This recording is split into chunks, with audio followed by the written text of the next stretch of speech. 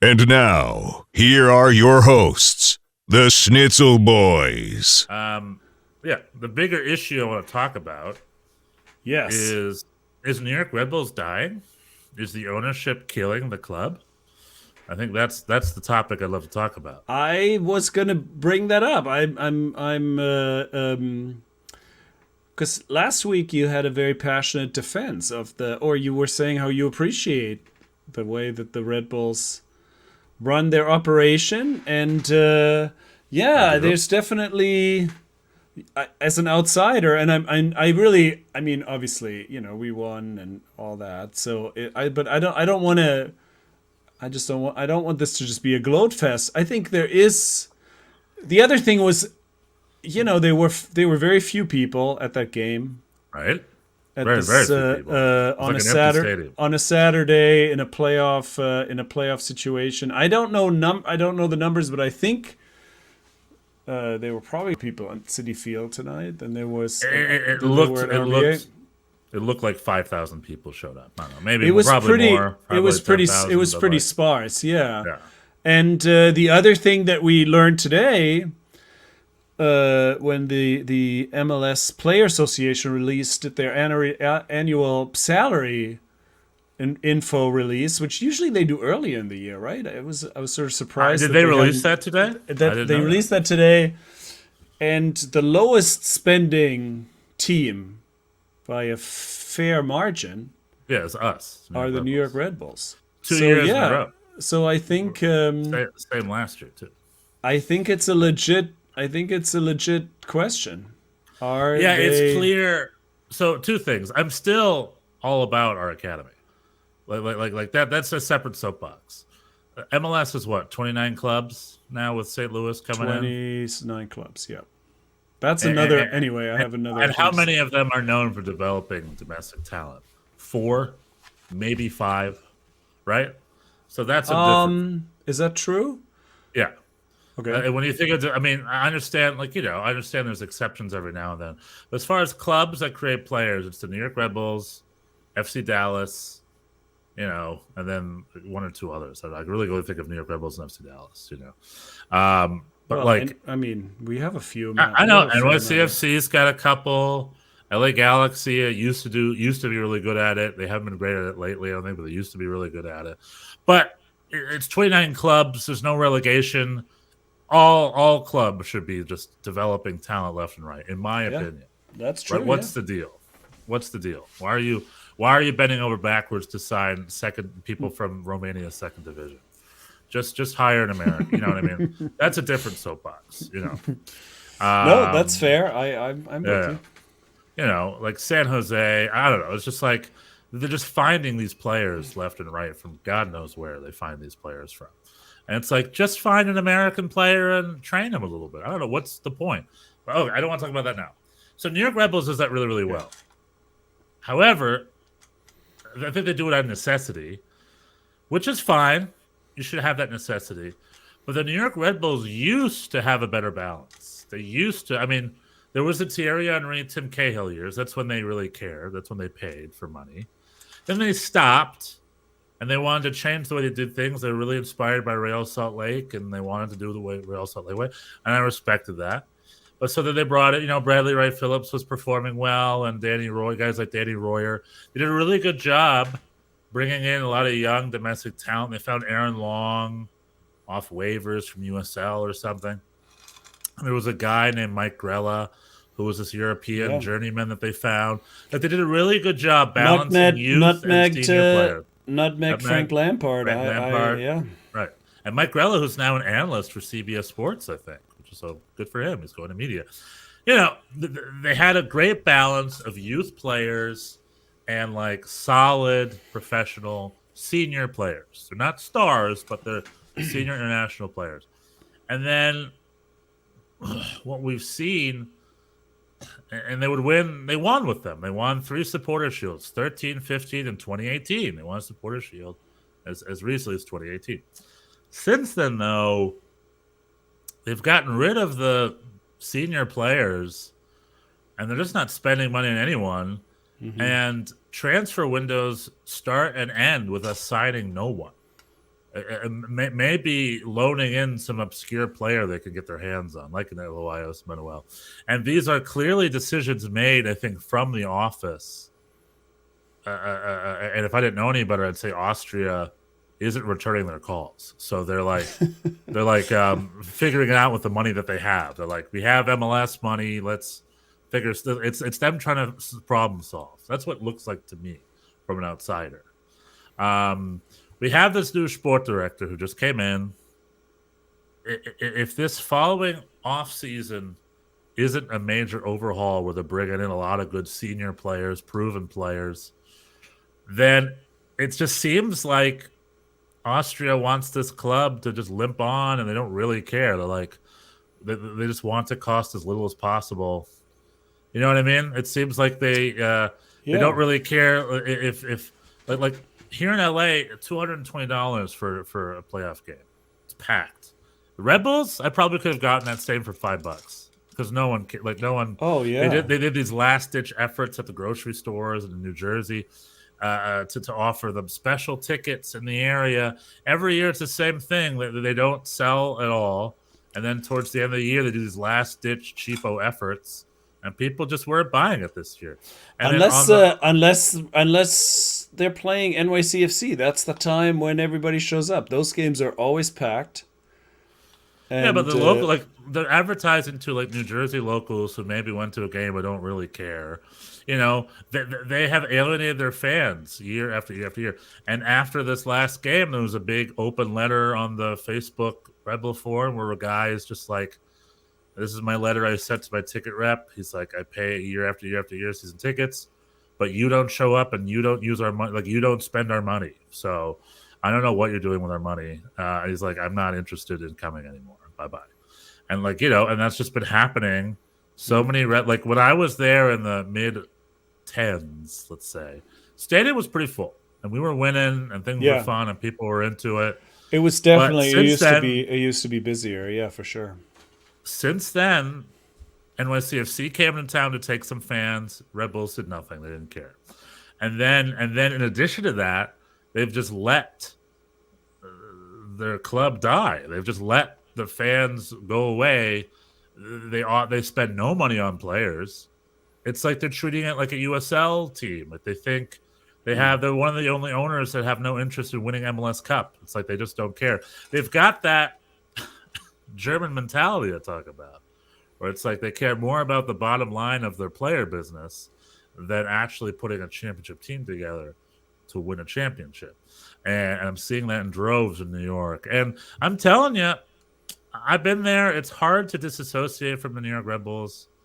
You know, I'm not a fair weather fan. I'm there from the thick and thin. Yeah. But New York Red Bulls, you need to spend money on some players. You need to pep up a little. You've got people. If you want people to come to that stadium, you need to give them a reason why. And right now, it seems they just don't care. And it's just all the criticism the Red Bull ownership has gotten was at its apex this past weekend. We whimpered into the playoffs, and then we have this home playoff game that no one went to, and they couldn't. They couldn't sell. They couldn't sell a ticket. What's the phrase I'm looking for?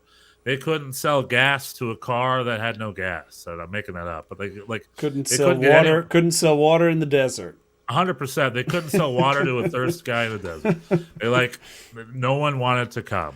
I mean, it's true. Over the last few years, it's been on the secondary market. You can.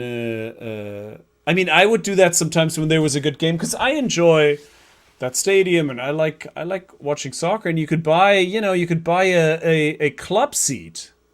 Sometimes I would do that with Max, and I would spend I don't know what the face value was, but you could get for $80 for a pair nice. Of club seats, and that would include a buffet. You would go my son would watch this. My son would load up on chicken tenders and mac and cheese or whatever, and whatever they had, and it's Lee's usually there. Yeah, and you can usually next door. Right, and because they give these tickets. The season ticket holders just sort of give them away for anything on the secondary market, and it's There's no demand. It's too bad. And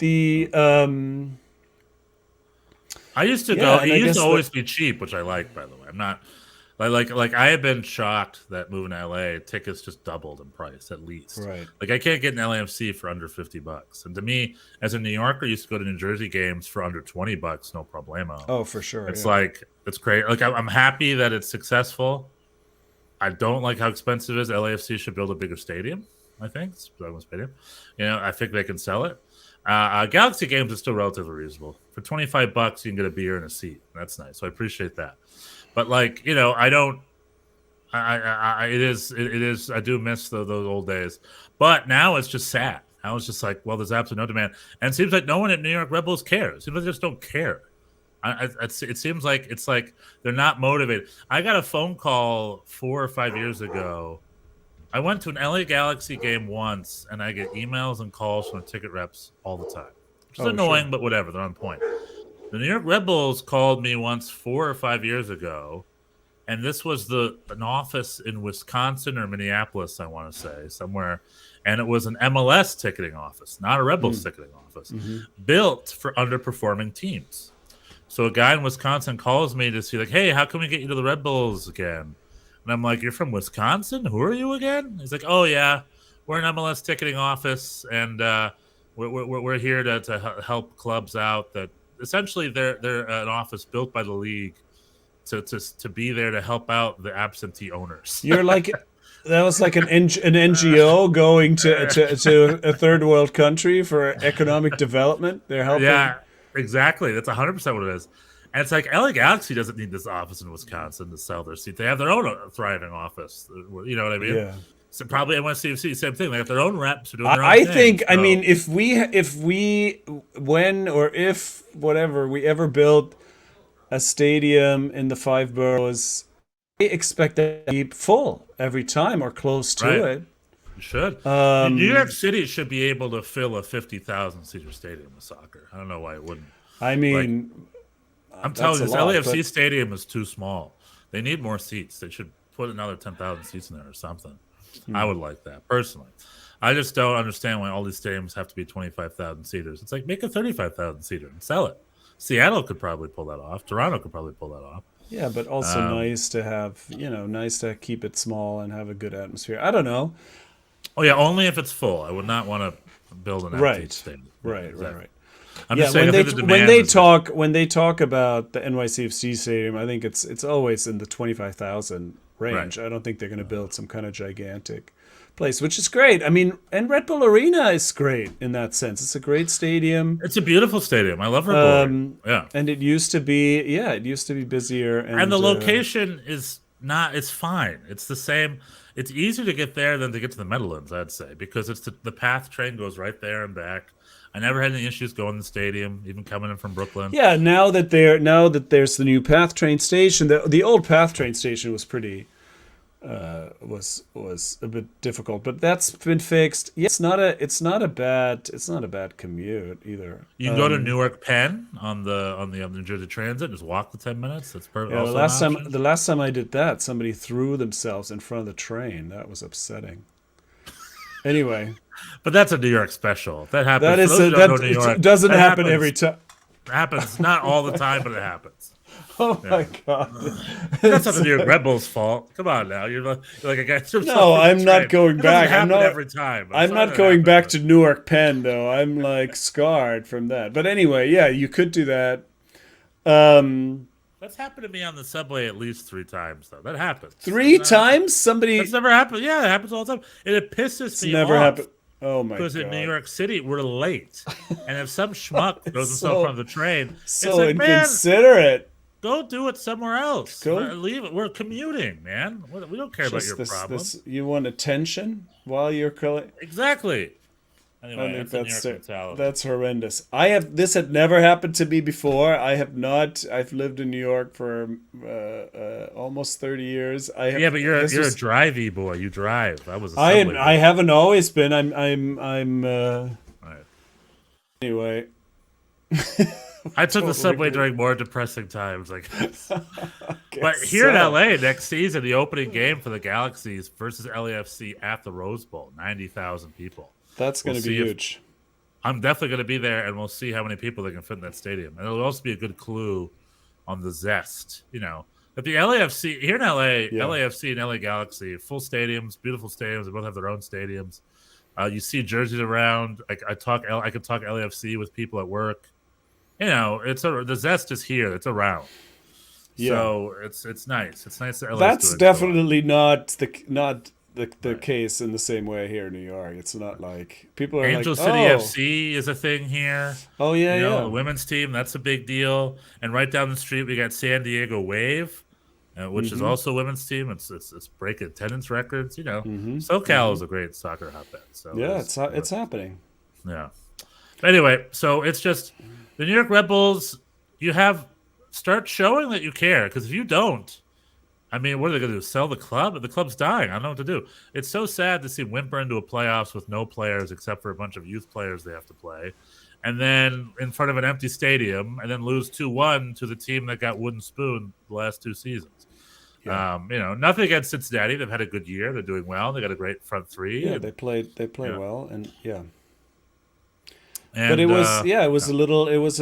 I understand it was a little lackluster, and seeing these salary numbers. Yeah, you've said it all. And what's the answer? I guess what's the answer? They got to find. They got to sell the team. They got to move the state. What's the answer? The answer, what the hardcore fans like me really want. I don't really care that much, but the hardcore fans hate the Red Bulls. They want it to be bought by a local billionaire owner, which I'd be fine with. They want to rename the team the Metros, because that's what they refuse to call the Red Bulls, the Metros. So there's always been a fan versus ownership sort of tension anyway. Solve that. And then I say, it's New York City. The same thing with NYCFC. It's like, buy a marquee player. I don't know. Buy your Gonzalo Higuaín. Sign Luis Suarez. And then surround them by good senior players. Get some other Uruguayans from the national team. Go get Karol Swardowski. Don't buy Patrick Klimala. Buy Karol Swardowski, an actual Polish international who likely will be on the plane to Qatar. If you're going to buy foreign players, buy quality foreign players, proven ones. Not all of them have to be so unproven. And then still player youth. We got a whole bunch. Daniel Edelman, Caden Clark. I love that Kyle Duncan made his way back. The other thing is we lose a lot of our players. We're saying goodbye to Aaron Long. Matt Miazza came back in the league. We didn't put any effort to sign him. I just saw Kamar Lawrence, who's here on the field for Minnesota. Yeah, he's playing for Minnesota, yeah. Kamar Lawrence, one of the best left backs we ever had. Amazing. We just let him go on to Belgium for no problem. And then 6 months later, they always come back to the league and play for a different club. And New York Red Bulls just lets players go. And it's just put a little, more effort in the transfer market. It was it was a joke, right? For a while, once you're the captain, then that means you go bye. And Aaron Long is next. It was a joke. Now it's sad because it's like, okay, we're always losing our best players, and we're isolating our leadership and just getting rid of all our leadership year after year after year. Again, I just don't really get what's going on as far as team building goes. It's like we got rid of Dax very abruptly, Dax McCarty. And then we got rid of Sasha Kleshin. Then we got rid of Luis Robles. Then, and now we're getting rid of Aaron Long. It's like we're getting rid of the few senior leaders we have. Is that official? Aaron Long is out? He's been out for months. He's gone. He's bye-bye. I think that's why he's playing so lackluster, because they just didn't want to pay him any money. So he's like, fuck this. That's my theory, because he's been bad. And I think my theory is Aaron Long wants Walker Zimmerman money. Which is well within his rights to want, in my opinion. And New York Red Bulls is like, oh, okay, bye. Go get it somewhere. So he's gonna go get it somewhere. He has to wait till the World Cup's over, and he's gonna free. He's gonna go sign it. I would love for them to re-sign him and pay him Walker Zimmerman money. He's worth it. And Lord knows we've got the money to spend, because we're not spending on anybody other players, And I don't know, but buy a handful of good senior players to match our kids. Struber said it was never in the cards for us to be successful this year. It's like, Struber, your first ever coaching game was a New York Red Bulls playoff game. And here we are 2 seasons later, and you've made it just as far as from your first game. You've never broken the record of your first game. So that literally means there has been 0% as far as progress. So he said next year is time for our next big step, and I'm like, okay, show it. Buy players. Show us the next bit. There was no reason you didn't have a big step last summer. And it's not, there isn't, before this year, you didn't think you were going to finish 4th in the East, right? I didn't. No, he did great. He did great. It was a pretty good year overall, considering the squad and considering despite the work, like all summer, we're like, we need a number 9 and we need a center back, and then just crickets. It's like, go buy 2 players. You don't need to rehaul. Yeah, that's the thing, right? You're not far. You're not that far away. Yeah, and they just didn't. It's just crickets, and then the season and the transfer window ended, and Struber's like, "Yeah, that was a little disappointing. We got to do what we got to do." And then we get this new sport director, and then during his press conference, he says, "With momentum and luck, we will go into the playoffs. We need luck." Literally, our new sport director was planning on luck. This is what that's what they brought him in to he's got a lucky dance, or like what is he doing to increase the luck? He was planning on luck, and that plan didn't work, Bjorn. It turns out that plan didn't work. Yeah, there was no luck. You didn't have a lot of luck in that game. That's true. So So it's sad state of affairs. We'll see. Yeah, we'll see what happens. My blue friend. I'm not. I take no pleasure, especially the attendance thing. I thought there would be, that there's a huge suburban contingent. There's lots of people in New Jersey. And for whatever reason, it just is not. It's gotten worse. It's not like it was never. It's not like it never worked. No, but over the last few years, it's just gotten. It's become an issue. And I feel they have no interest in solving it. It's like, figure it out, solve that issue. I don't know. They leave it to the Wisconsin people. That was the Schnitzel Boys video on YouTube. Thanks for joining us. If you like that one, we've got a couple other ones right over here. And if you like that one, don't be afraid to subscribe, like, and ring that bell. It's the Schnitzel Boys, it's the Schnitzel Boys, it's the Schnitzel Boys.